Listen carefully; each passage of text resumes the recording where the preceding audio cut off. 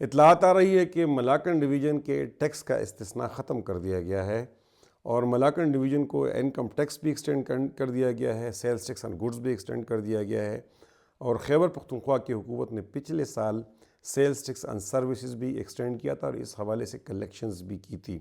Malakand division کا استثناء ایک ایسے وقت میں ختم ہوا ہے کہ جب تینوں بڑے پارٹیوں کی صدور کا تعلق ملاکن ڈویژن سے ہے۔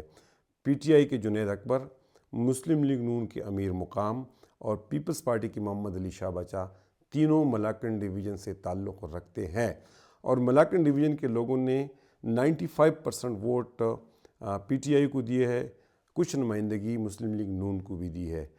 یہ ملاکن ڈویژن کے لوگوں کے ساتھ بہت بڑی زیادتی ہے۔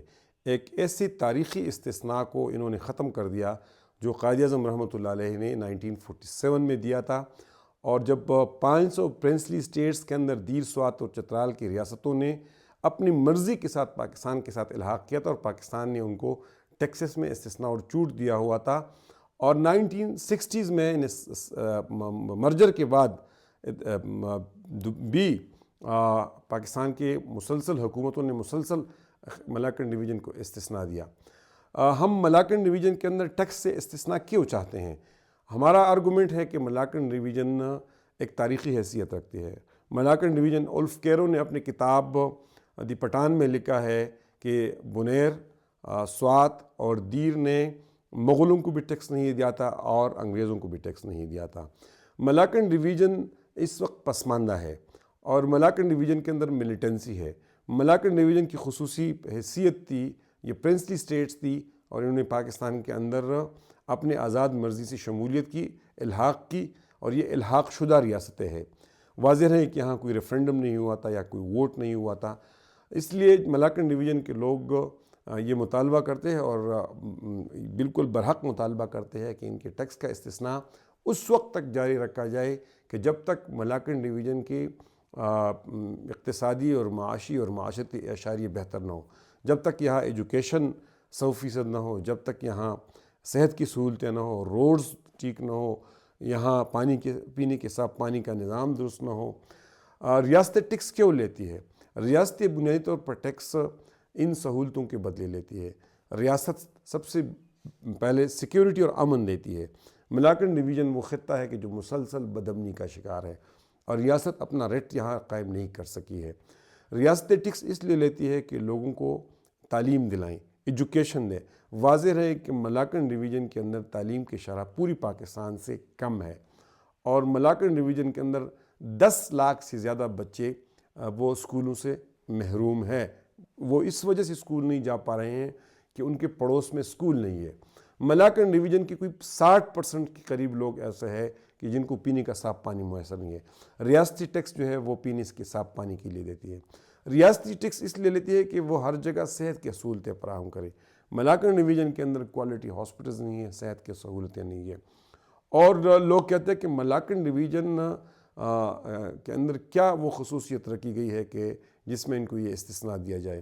ملاکن ڈویژن کے لوگ مڈل ایسٹ کے اندر لاکھوں کے تعداد میں کام کرتے ہیں اور اربوں ڈالر زر مبادلہ بیچتے ہیں۔ ملاکن ڈویژن نیشنل گریڈ کو 599 میگا واٹ بجلی فراہم کرتی ہے۔ ملاکن ڈویژن پاکستان کو فارسٹ کا سب سے زیادہ کورڈ ایریا جو ہے فراہم کرتا ہے۔ ملاکن ڈویژن ٹورزم کے پاکستان کے ٹاپ سائٹس فراہم کرتا ہے، اور ملاکن ڈویژن پاکستان کی دفاع کا پہلا لائن ہے، یہ افغانستان کے ساتھ ملا ہوا ہے۔ ملاکن ڈویژن کے لوگوں نے کشمیر کی آزادی میں 1948 کے اندر قربانیاں دی تھی۔ اس لیے ہم سمجھتے ہیں کہ دنیا کے اندر ٹیکس استثناء دیا جاتا ہے، اس طرح نہیں ہے کہ پاکستان کے اندر دیا گیا ہے۔ چائنا سنکیانگ کے علاقے کے اندر یہ سی پیک کا جو بڑا پروجیکٹ ہے، کہا جاتا ہے کہ یہ اس نے بیکورڈ علاقوں کے لیے یہ پروجیکٹ شروع کر دیا ہے۔ دنیا کے اندر کمزور علاقوں کے اندر ٹیکس ہالیڈیز دیے جاتے ہیں، ٹیکس استثناء دیا جاتا ہے، اور ویسی بھی پورا خیبر پختونخوا اس وقت بدامنی کا شکار ہے، اس وقت پورا خیبر پختونخوا غربت کا شکار ہے، اور خیبر پختونخوا کا ایک ڈس ایڈوانٹیج ہے کہ یہ سمندر سے اور آبی بندرگاہوں سے بہت دور ہے، اس لیے یہاں انڈسٹریلائزیشن بغیر ٹیکس چھوٹ کی نہیں ہو سکتی ہے۔ جب گدون کے اندر ٹیکس چھوٹ دی گئی تو گدون کے اندر انڈسٹریل اسٹیٹس قائم ہو گئی، اور اس کے نتیجے میں امپلائمنٹ بڑھی اور خیبر پختونخوا نے نیشنل اکانومی کے اندر اور جی ڈی پی کے اندر کنٹریبیوٹ کرنا شروع کر دیا۔ لیکن جب وہ استثناء واپس لیا گیا تو گدون کی صنعتیں بند ہو گئی۔ اب ملاکنڈ ڈویژن کے اندر اگر پنجاب سے اور دیگر علاقوں سے لوگ صنعتیں لگانے کے لیے آتے ہیں اور یہاں اس سے امپلائمنٹ جنریٹ ہوتی ہے، تو وہ اس وجہ سے ہوتی ہے کہ یہاں ٹیکس کا استثناء دیا گیا ہے۔ کل اگر یہ ٹیکس کا استثناء واپس کیا جاتا ہے اور واپس کیا گیا ہے تو اس کے نتیجے میں ملاکنڈ ڈویژن کے اندر غربت اور بے روزگاری مزید بڑھے گی۔ اس لیے جو ٹیکس کا بنیادی جسٹیفیکیشن ہے، اس کا جواز ہے، اس کی اخلاقی اتھارٹی ہے، وہ یہ ہے کہ آپ تمام علاقوں کے اندر انصاف کے ساتھ ترقی کر سکے اور ان کو ترقی کے مواقع دے سکے۔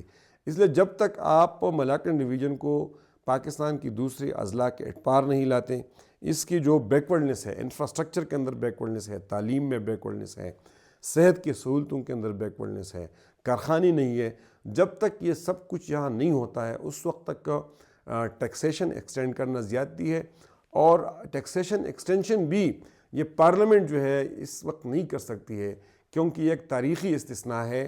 اس کے لیے سوسائٹی کے ایلڈرز اور تمام سٹیک ہولڈرز، جس میں بزنس کمیونٹی ہے، لائرز ہے، پروفیشنل لوگ ہیں اور سوسائٹی کے ایلڈرز ہیں، جب تک ان کے ساتھ مشورہ نہیں کیا جائے گا تو اس وقت تک ٹیکس ایکسٹینڈ نہیں کیا جا سکتا ہے۔